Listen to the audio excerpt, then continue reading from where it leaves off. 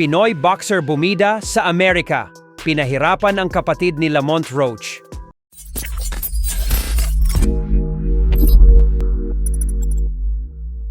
So maraming mga boxing fans sa Amerika ang humanga sa ating pambato na si Garen Diagan sa kanyang naging laban kontra sa kapatid ni Lamont Roach Jr. na si undefeated prospect Jordan Roach. Napakaganda po nang ipinakita ang performance ni Diagan sa laban na ito. Subalit sa kasamaang palad ay bigong manalo ang ating pambato. Hindi pa rin po ito naging sapat upang makuha ang panalo dahil nagtagumpay pa rin si Roach via unanimous decision. Ayon sa mga commentators ay para daw sa kanila ay dapat draw daw ang resulta ng laban.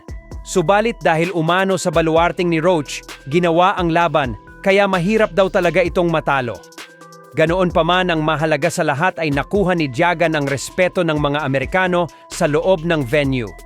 Samantala, matapos manalo ni 4 Division World Champion Donnie Ahas Nietes nitong nakalipas na linggo lamang via unanimous decision kontra kay Miller Alapormina, ay sinabi po nito sa kanyang interview na target niyang lumaban ulit sa isang world title fight ngayong taon kung saan posible daw itong ganapin sa 118 pound bantamweight division. Kung sakali man nga pong matuloy ito at naging kampiyon si Nietes sa bantamweight, ay malalagpasan niya ng isa pa natin pambato na sa 4 na division world champion Nonito Donaire Jr.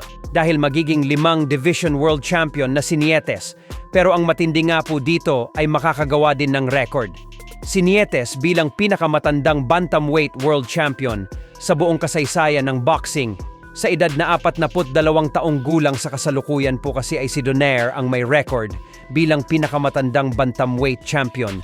Nakuha niya ito sa edad na 38 taon noong talunin niya via knockout ang former WBC world champion Erdin Ubali, 4 na taon pa lamang ang nakakalipas.